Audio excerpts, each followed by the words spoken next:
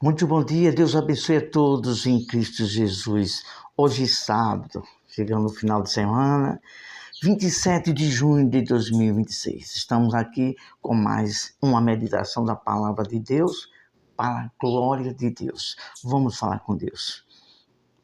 Santíssimo Deus e Pai, em nome de Jesus, tome em tuas mãos esta meditação e seja feita a tua vontade. Para a tua glória, em nome de Jesus. Amém. Hoje temos aqui uma meditação um pouco que doutrinária, mas eu tenho certeza que o Espírito Santo vai dar entendimento a cada um de nós, tanto pessoas que já servem a Deus, como aqueles que ainda não servem a Deus. Título da meditação: Características do perfil da Igreja de Deus. Iremos falar apenas de 5 tópicos. 5 tópicos das características da Igreja, do perfil da Igreja de Deus. Falamos da Igreja espiritual, né? A igreja que serve a Deus espiritual é aquela que é pela obediência diante de Deus. Isso está escrito em Hebreus capítulo 12, versículo 23 ou é o 28, que ali revela a igreja espiritual de Deus. Primeiro tópico: a igreja espiritual de Deus tem como a característica do seu perfil ser guiado pela doutrina de Deus. Temos falado aqui em outras reflexões, meditações, que existe 3 tipos de doutrina: a de homem, a de demônios, que são espirituais através do engano do espírito da mentira, e a de Deus. E aqui vamos falar aqui hoje é a doutrina de Deus. O perfil da característica da Igreja de Deus é ser guiado pela doutrina de Deus. A esse respeito está escrito no Evangelho do Senhor Jesus Cristo, segundo escreveu o apóstolo João, capítulo 7, versículo 17. Vamos lá, vamos manusear a Bíblia hoje. João é o 4º livro do Novo Testamento. Diz o seguinte, a palavra de Deus através do Senhor Jesus: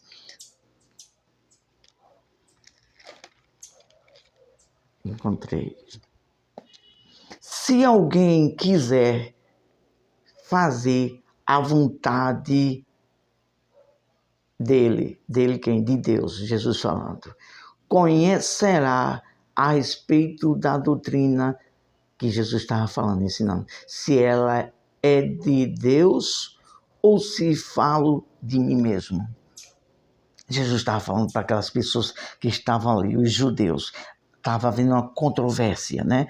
Esse versículo isolado que falamos, ele está dentro do contexto sobre a controvérsia entre Jesus e os judeus. Começa do versículo 14 e vai até o 24. Então, os judeus estavam deturpando, estavam ignorando, querendo contradizer ao que Jesus estava ensinando. E Jesus disse, se você quiser saber que eu sou de Deus, que eu estou ensinando por Deus, pela doutrina, pelo ensinamento que estou falando, cada um de vós, conferindo nos escritos sagrados, saberão se estou falando de mim mesmo ou de Deus. Então, saiba você, se você quiser saber como é a doutrina de Deus, você faz comparação com o que está se ensinando.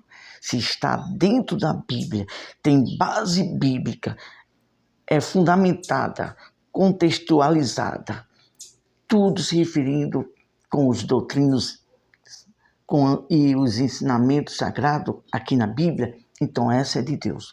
Porém, se não estiver coadunando com o que está escrito aqui, se referindo, e também a pessoa vindo aqui e fazer com que entenda se está batendo com os ensinos de Deus ou não. Então, é uma questão de muita seriedade da palavra de Deus. A palavra de Deus diz que se alguém vier em sua casa e trouxer outra doutrina que não é a de Deus, não aceite.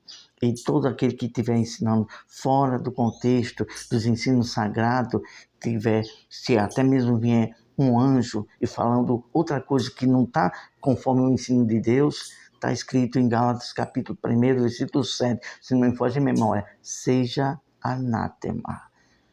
É muita seriedade, porque do ensinamento da doutrina de Deus é que vai depender a nossa salvação. Vamos para o segundo tópico. Viver a fé na salvação pela graça. A verdadeira igreja, das características do perfil da igreja de Deus, ela é guiada, ela vive pela graça, na fé no que Jesus fez.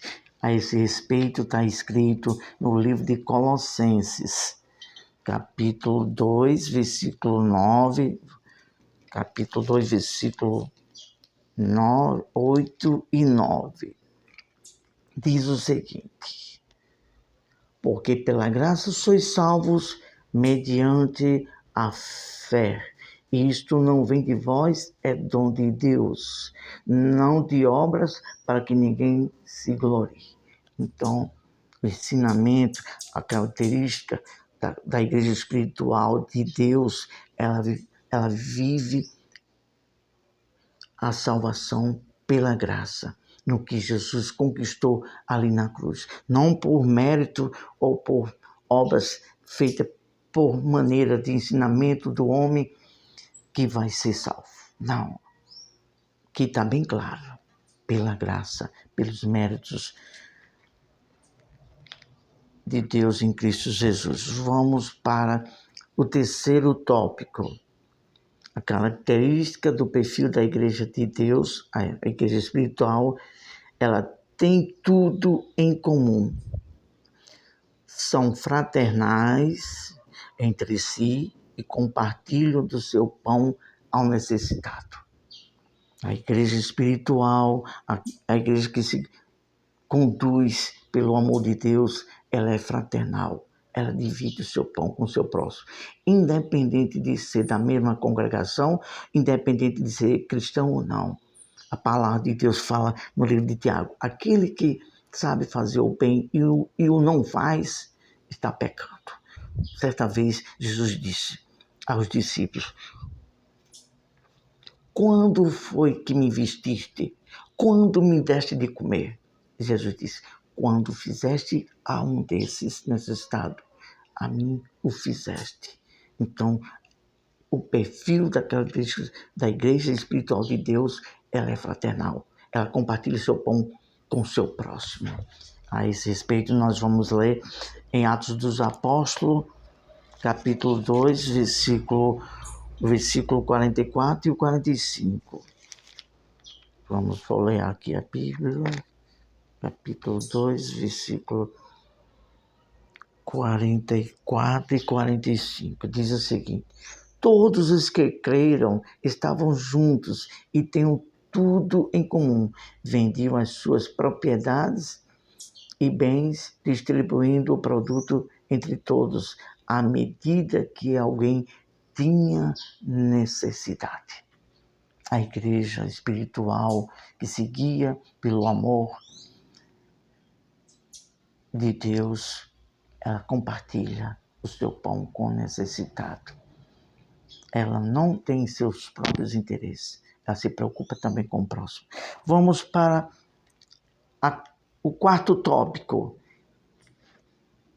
Características do perfil da igreja de Deus, a igreja espiritual, ela tem um coração generoso e grato para ofertar a Deus. Olha só, vou repetir. Tem um coração generoso, grato para ofertar a Deus. Aquele que reconhece o amor de Deus, que o amor de Deus a gente não merecíamos, Ele enviou seu próprio Filho para morrer ali na cruz por nós e nos justificou pela sua ressurreição.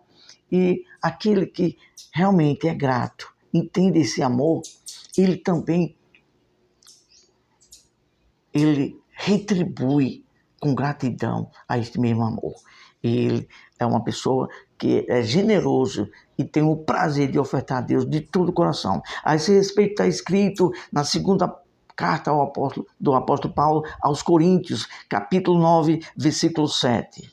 2 Coríntios,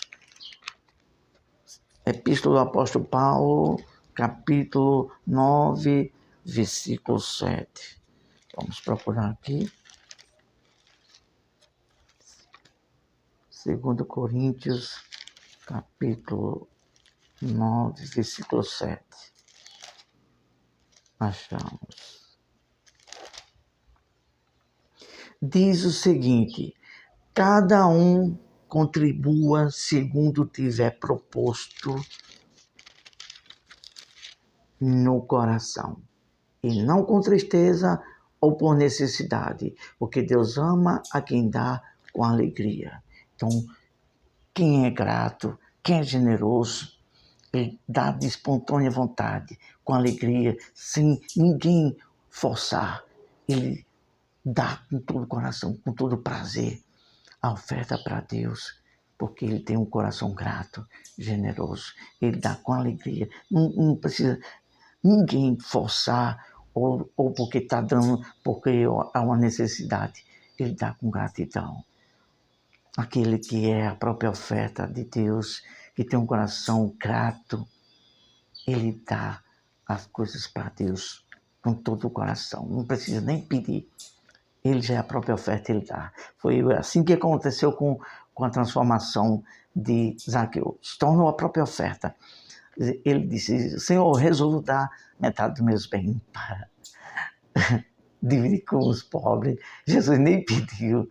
É o coração generoso, grato, que faz isso. Nós vemos também a mulher que ungiu com perfume ao Senhor Jesus ali. E muitos ignoraram. Não, esse perfume poderia vender para fazer isso e isso. Mas a gratidão fala mais forte.